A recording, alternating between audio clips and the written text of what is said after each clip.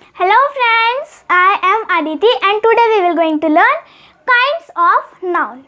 This chapter is of 6th standard and its subject is the English grammar.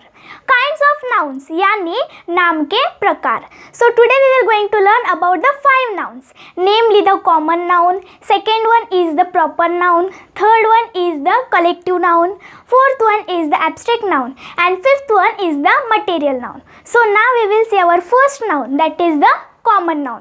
The common noun in Hindi it is tell as the सामान्य नाम या जातिवाचक नाम. So the common noun is the name which are given to the common to the person, place, animal और the things और the same kind of the class और the kind. तो जो कॉमन नाउन होता है, जो सामान्य नाम होता है, ये किसे दिया जाता है? एक सामान्य व्यक्ति को, एक सामान्य स्थान को, एक जानवर को और एक चीज़ को और एक जैसा जो वर्ग होता है उसे कॉमन नाउन यानी सामान्य नाम दिया जाता है. Now we will see the examples of the common noun. So the first example is Shylock was a moneylender. Here the Shylock will not come the common noun because the Shylock is a particular name of a person. So here the common noun will come is the moneylender. So here we have to underline the moneylender and then we have to write in the bracket person.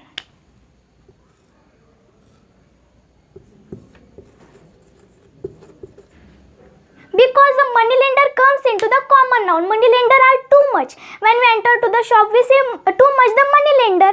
So this is the particular name of moneylender. So that's why we does not has to underline the Shylock. Okay.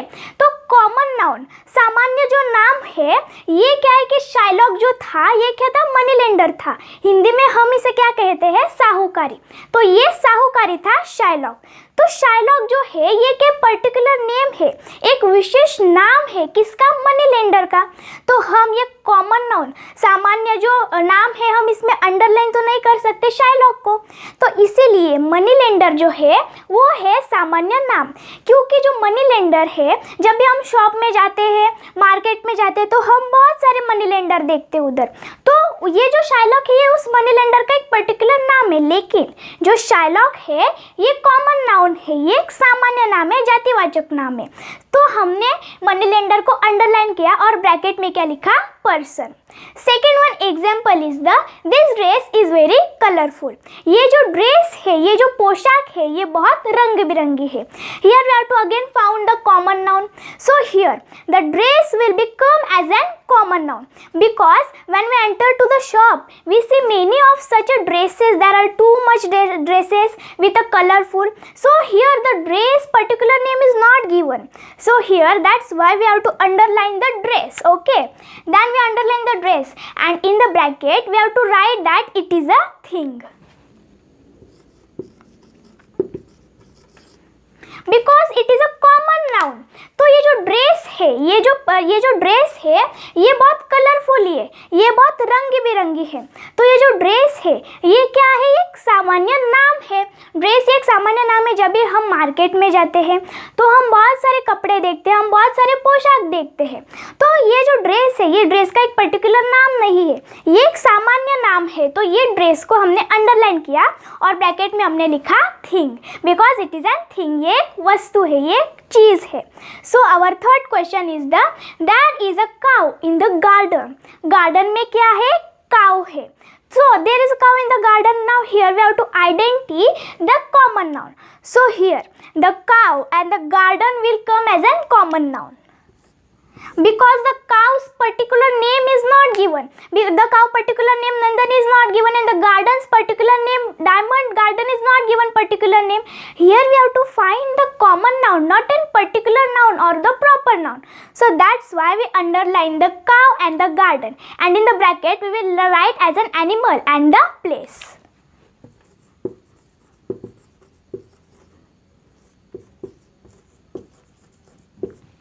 तो third जो तीसरा example है वो है कि there is a cow in the garden. Garden में क्या है? काउ है. तो काउ का एक पर्टिकुलर नाम, एक विशेष नाम नहीं लेना है हमको. इधर एक विशेष नाम नहीं दिया है कि काउ का नाम नंदनी है या गार्डन का नाम डायमंड है. हमको इधर क्या देखना है कि हमको कॉमन नाउन, सामान्य नाम देखना है. तो इसीलिए काउ क्या है, सामान्य नाम है, और गार्डन भी है, सामान्य नाम है। तो इसीलिए हम इन दोनों ने हमने इस काउ और गार्डन को अंडरलाइन किया और हमने ब्रैकेट में क्या लिखा, animal and place. So our first noun that is the common noun it's get completed. Now we will see our second noun that is the proper noun. The proper noun is the uchit naam. So the proper noun is a name of a particular person, place, animal or thing. तो जो proper noun है, जो उचित नाम है, ये किससे दिया जाता है, एक विशेष व्यक्ति को, एक विशेष जगह को, एक विशेष एनिमल को, जानवर को, और एक विशेष थिंग को, वस्तु को या चीज को. So now we will see about its example. So first example is Aryan was a money lender. Here we does not have to underline again the money lender because the money lender was in the common noun. We does not has to find the common noun. Here we have to find the proper noun. So therefore the proper noun is the Aryan because it is a particular name of a person. So that's why we have to underline the Aryan name, and in the bracket we have to write that it is a person. So in the bracket we will write the person. तो सबसे पहला वाला है कि आर्यन क्या था, ये एक मनी लेंडर था. तो हमने ये जो आर्यन है, मनी लेंडर जो है, ये इसमें कॉमन नाउन में था. तो अभी हमको प्रॉपर नाउन देखना है, तो कॉमन नाउन नहीं देखना है हमको मनी लेंडर को अंडरलाइन नहीं करना है, हमको एक विशेष नाम देखना है. तो इसीलिए हम आर्यन को अंडरलाइन करेंगे क्योंकि ये विशेष नाम है, मनी लेंडर का एक विशेष नाम है. तो इसीलिए हमने आर्यन को अंडरलाइन किया और ब्रैकेट में हमने क्या लिखा, पर्सन, क्योंकि ये एक व्यक्ति है. Second one is Japan is a country to the east of India. तो जापान ये एक देश है, हमारे जो इंडिया है उसके पूर्व ईस्ट साइड पर क्या है, जापान है, तो ये एक देश है. So now we have to find the proper noun. There are not too much Japan country in our world and not too much country India in our world. So we have to find now proper noun. So here the proper noun is the Japan and the India. And in the bracket we have to write the place. तो हमको second question क्या दिया है कि Japan is a country to the east of the India. तो ये जो Japan है ये क्या है, एक पर्टिकुलर नेम है, एक विशेष नेम है एक कंट्री का, एक देश का, और इंडिया भी ये एक विशेष नेम है एक पर्टिकुलर कंट्री का. बहुत सारे हमको पूरे दुनिया में से एक देश का नाम इंडिया तो दूसरे देश का नाम भी इंडिया है नहीं, एक देश का नाम जापान है तो दूसरे देश का जापान नाम है नहीं, because this two names are the particular Japan and India. So that's why we underline to the Japan and India. In the bracket we write the place. Now we will see our third example, that is my dog's name is Rover. तो मेरे कुत्ते का नाम क्या है, Rover. Here we have to again find the proper noun. So here the proper noun will be the Rover, and in the bracket we will write the animal.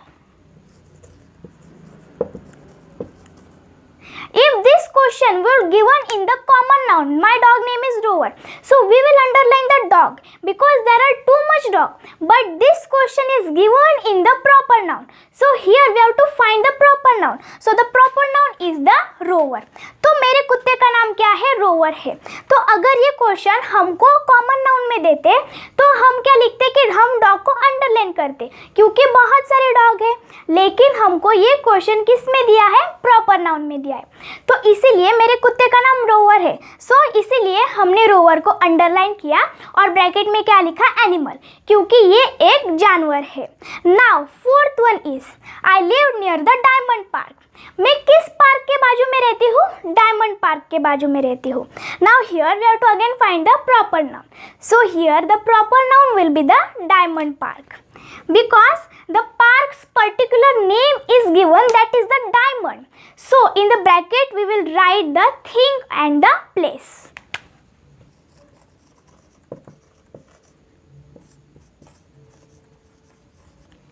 तो मैं किधर, डायमंड पार्क के बाजू में रहती हूँ. तो डायमंड पार्क का एक पर्टिकुलर नेम, ये एक विशेष नाम दिया है diamond.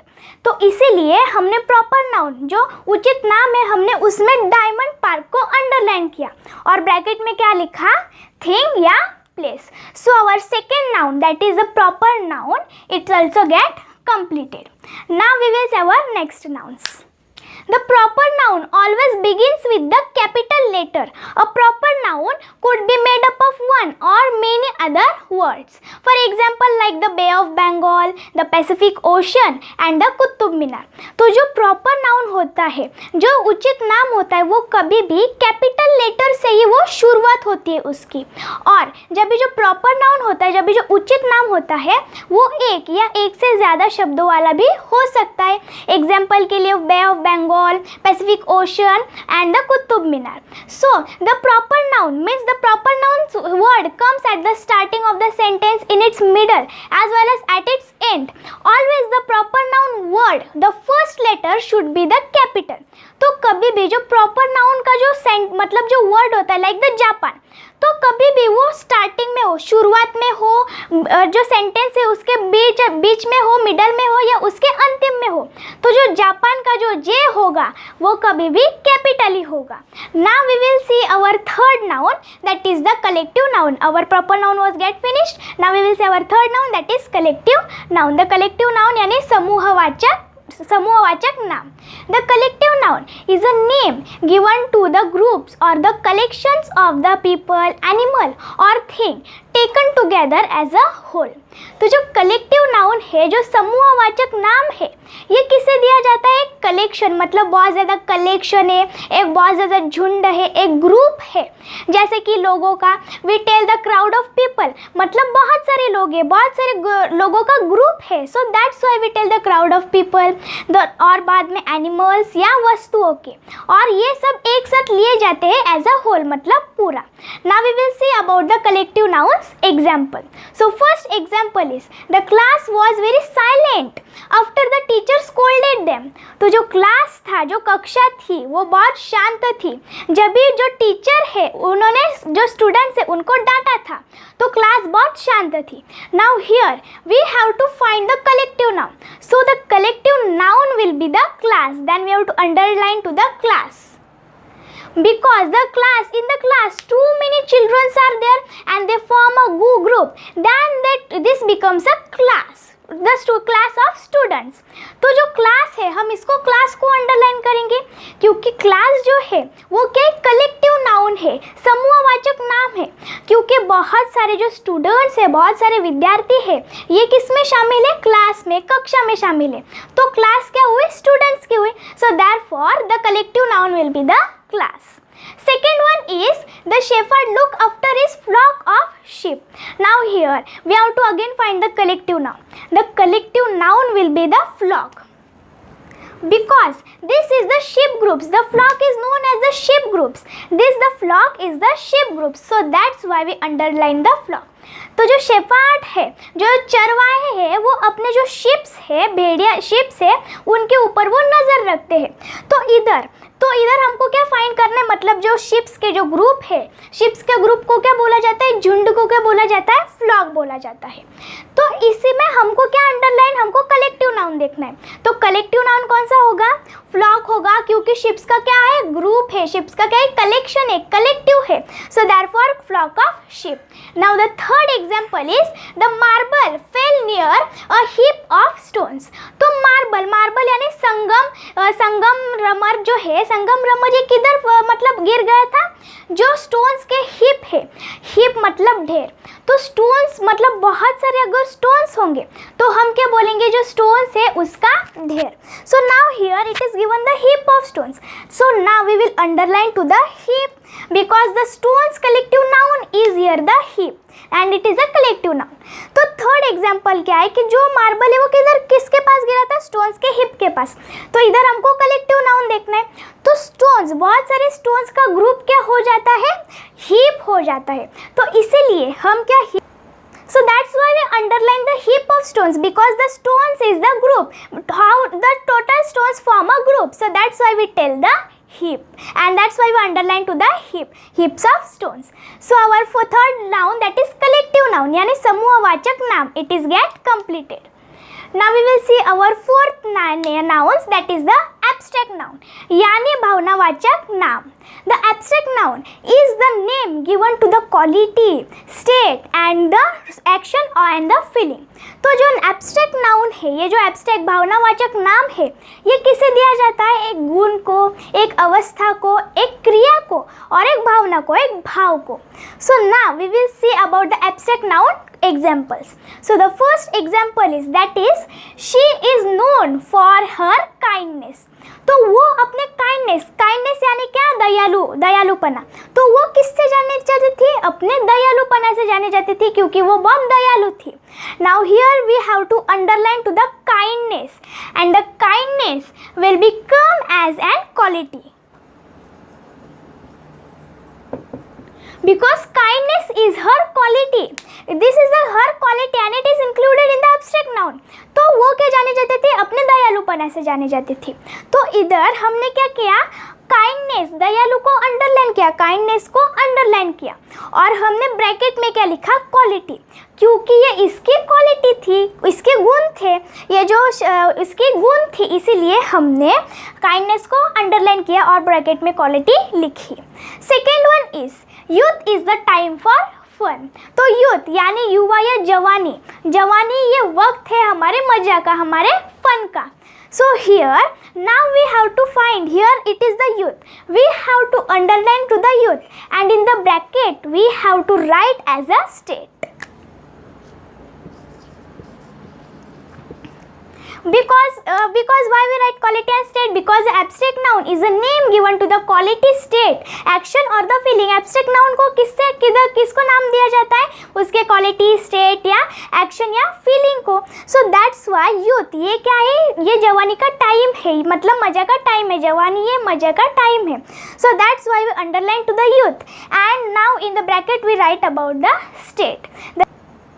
Now we will see our second question, that is youth is a time for fun. यानी युवा ये वक्त है हमारे फन का, हमारे मजा का. Now we have to find about the state. So here the youth, we have to underline to the youth and in the bracket we have to write the state. Because why we write the quality and the state? Because the abstract noun is a name given to the quality, state and the feeling and the action. तो हमने quality और state क्यों लिखा? क्योंकि जो abstract नाम है, जो भावनावाचक नाम है, ये किसको दिया जाता है? quality को, एक मतलब action को, एक feeling को, एक state को दिया जाता है. So that's why हमने इसीलिए youth को underline किया और bracket में क्या लिखा? state. Now third our example is the room was filled with laughter. तो जो रूम था, जो कमरा था, वो किससे भरा हुआ था? हंसी से, laughter से. Now here we can see that the laughter is an action which is in the room. Now we have to underline to the laughter and in the bracket we have to write an action. तो room क्या था? ये laughter से भरा हुआ था. तो laughter ये मतलब हंसे रहे थे. तो इसीलिए हमने ब्रैकेट में क्या लिखा? एक्शन यानी क्रिया. वो क्या कर रहे थे? क्रिया. So that's why we underline to the laughter and in bracket we write about the action. Now our fourth one example is the young man lived with the hatred in his heart. तो जो young man है, जो युवक है, वो अपने दिल की भावनाओं में घृणा के साथ रहता था. So here now the hatred, here the hatred we have to underline to the hatred and in the bracket we have to write about its feeling because its feeling is घृणा.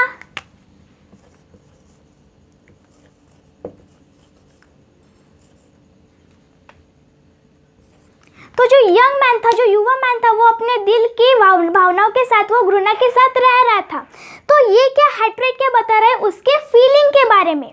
सो that's why we underline to the hatred and we write the in the bracket feeling. So our fourth noun that is the abstract noun यानी भावनावाचक नाम. It is also get completed.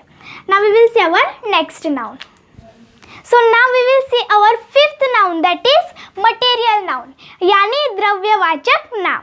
The material noun is a name name given to the material or a substance or items of food or drink.